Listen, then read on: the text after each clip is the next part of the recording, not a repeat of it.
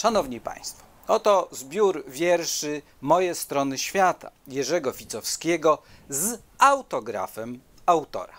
Można jeszcze dodać, że projekt obwoluty przygotował Andrzej Heidrich, polski grafik, ilustrator książek, a także projektant znaczków pocztowych i banknotów. Ficowski zaś był poetą, pisarzem, publicystą, tłumaczem i badaczem kultury cygańskiej i żydowskiej, a także żołnierzem AK w powstaniu warszawskim walczącym w batalionie Baszta. Po wojnie rozpoczął intensywną działalność literacką i przekładową. Na przełomie lat 40. i 50. Ficowski wędrował po Polsce razem z taborami romskimi. Tam poznawał język, obyczajowość i codzienne życie Romów. W 1953 roku wydał tom szkiców poświęcony historii i życiu Romów pod tytułem Cyganie polscy. W tamtym okresie zaprzyjaźnił się też z Papuszą, Bronisławą Weiss, romską poetką, której życie wiele lat później stało się kanwą słynnego filmu Papusza Joanny Kos-Krause i Krzysztofa Krause. Wydawał kolejne tomy wierszy. Także wojna i dramat zagłady Żydów zainspirowały Ficowskiego. Stworzył poemat List do Marka Chagalla, wydany drukiem w 1957 roku.